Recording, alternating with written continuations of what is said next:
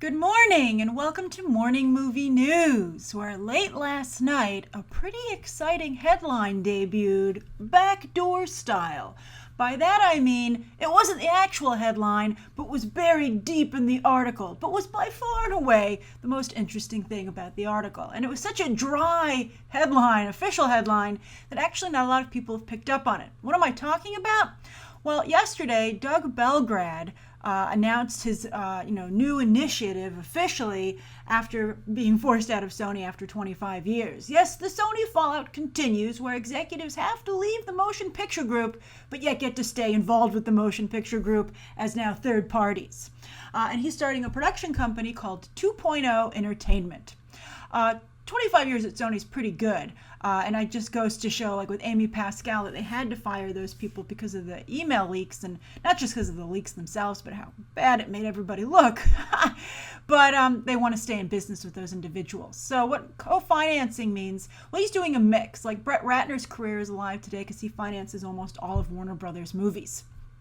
But Doug Belgrad is going to co-finance a couple of films, but also produce them, actively produce them. So the list they said were Peter Rabbit, Bad Boys 3, Zombieland 2, Elizabeth Banks' Charlie's Angels reboot, and a live-action Mulan. What? Where's this headline been? Maybe Sony, in the wake of Ghostbusters, was like, I do not want to get Mulan anywhere near this mess. Let's give it some breathing room. Although, can Ghostbusters ever have enough breathing room? Methinks there are parts of fandom that we'll never forget.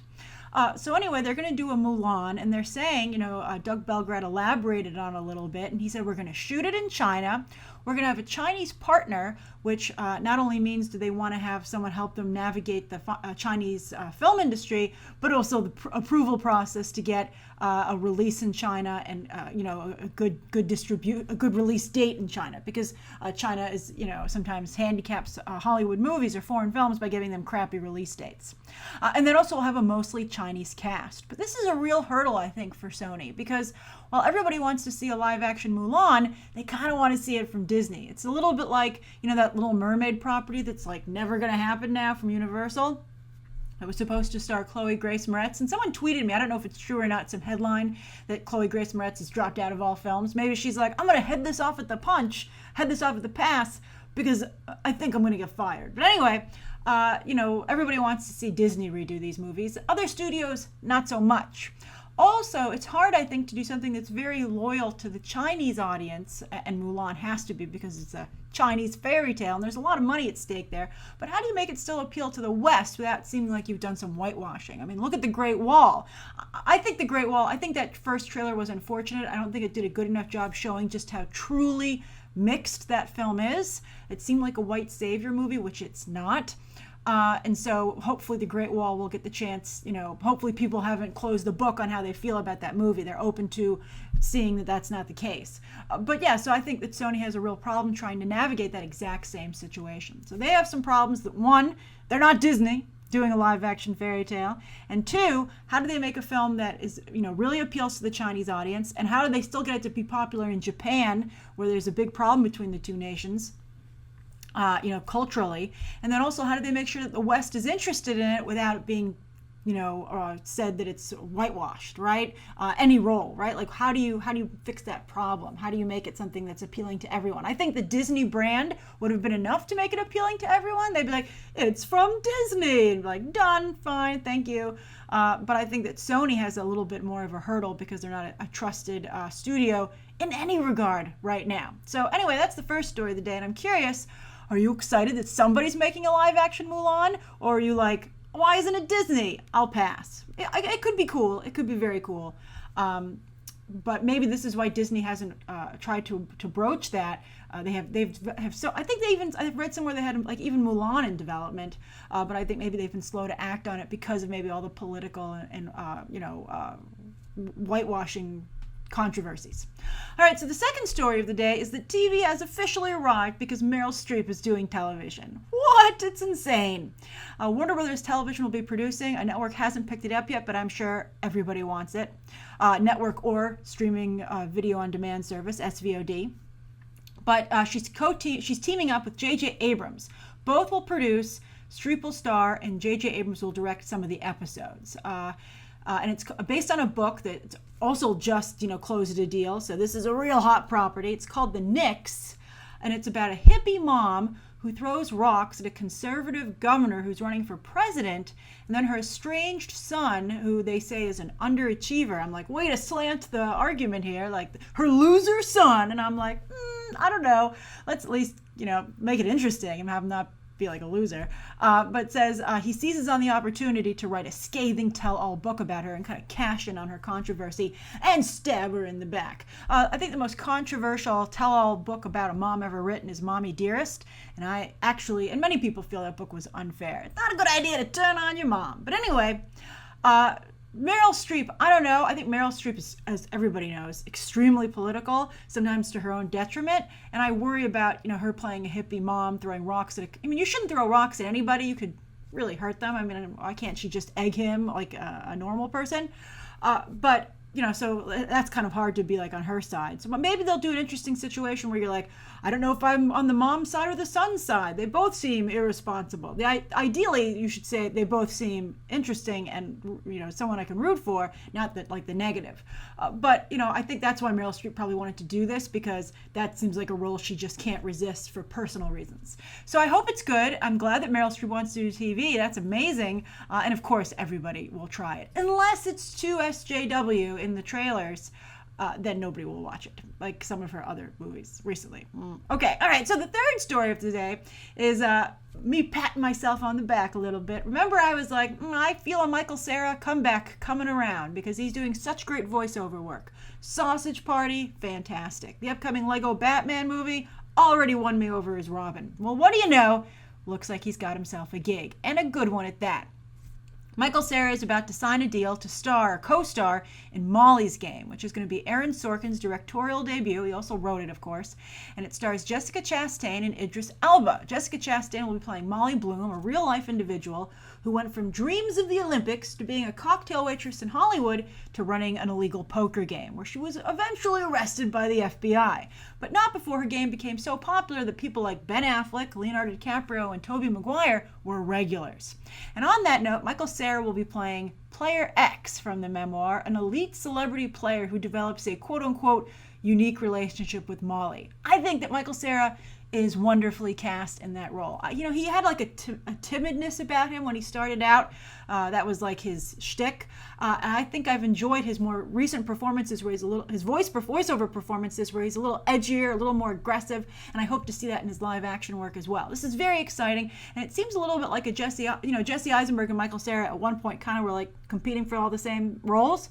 And Jesse Eisenberg, of course, has moved ahead, but yet also maybe moved back a little bit because of people's reaction to him as Lex Luthor. But anyway, now Michael Cera, has an opening, and now he's going to step up to the plate and see if maybe he can make a better run at it. But I think it's fantastic. I'm so happy, and this is a good example of someone reinventing their career. We're going to talk about that in just a moment. Sometimes, Michael Cera was popular for a little bit there, but then he became toxic after Scott Pilgrim versus the World and some other choices. Couldn't get hired, went to voiceover work, kept working, has some really good properties to his name at this point, and now he's getting potentially another shot at live action success. So very, very impressive, and good for him for thinking outside the box and not giving up. Now that leads me to my viewer question, which comes from Tawny Sequoia. And Tawny says, question: when it comes to casting the lead roles for a film, do you think it's better to cast the best actor for the roles or the actors that have a good box office track record? I think it should be the former, but what's your opinion, and more importantly, why? Thank you in advance, Tanny. Tanny, you're so nice. That's a great question and so politely asked. I really appreciate it. Well, Tanny, I think that obviously you would always want to go for the best actor for the role. Now, let's discuss this. Now, sometimes your movie is a big tentpole, high concept idea, and you don't need a name talent because people are just going to go see it, right?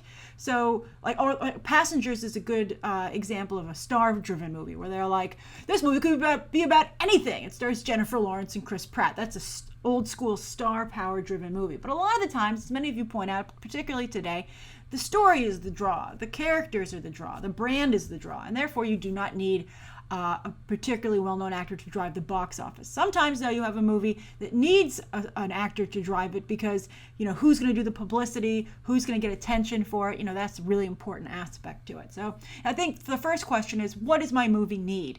Is my movie strong enough that it doesn't need a name talent? Well, then I can cast the best actor for the role. But if my movie needs a little bit of an extra push, if it needs that big, wow, the next movie from so-and-so, I'm going to go for that as well. It's great if you can get the best actor who happens to be a name and has at least a solid box office track record. That's obviously the ideal situation.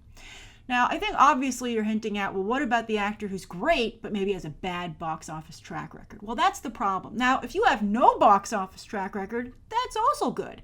That's fine. Like Tobey Maguire had no box office track record going into Spider-Man. He was very smart. He had supporting roles. So none of the box office could ever be his responsibility. Other people were carrying the movie, but he got lots of good reviews. So he was a well-regarded actor. And then he went right into Spider-Man, and that worked out very well for him, at least for the first two movies.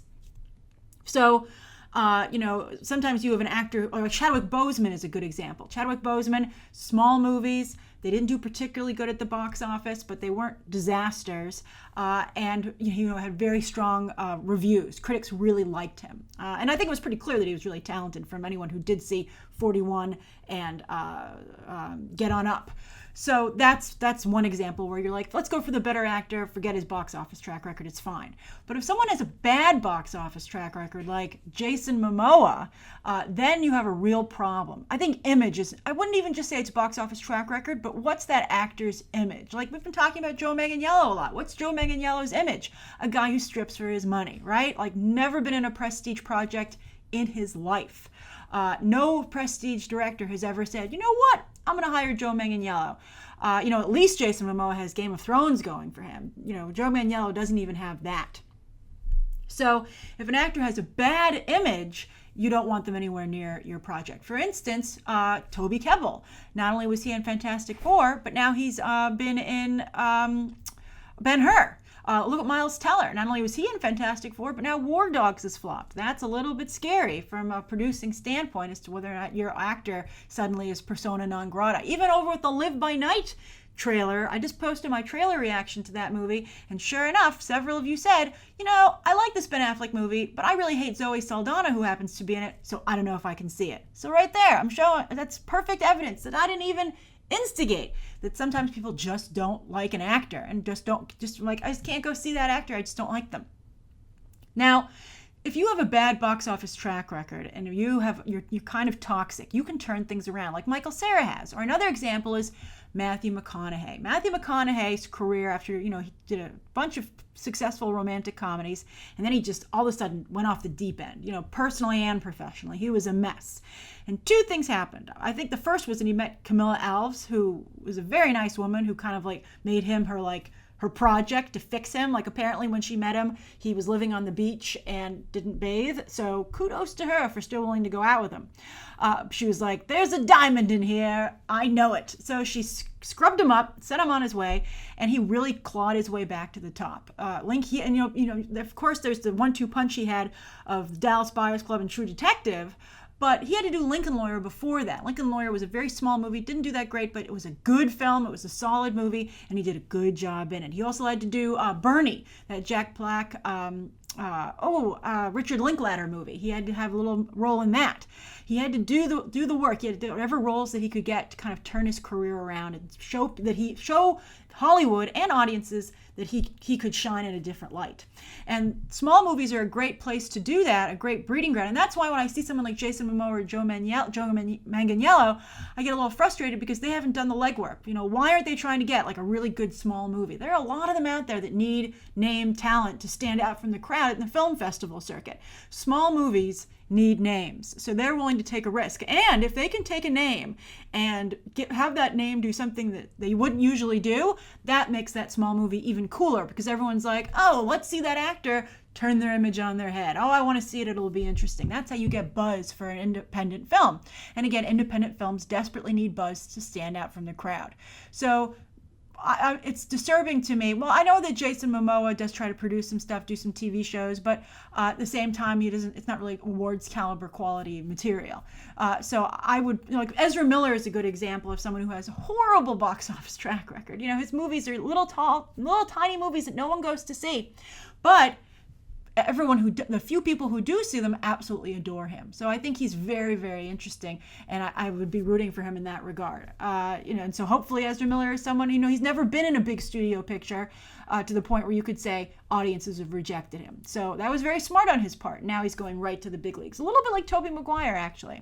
So I hope that sheds some light on who gets cast and what and why, and when you can take a chance on someone and when you can't.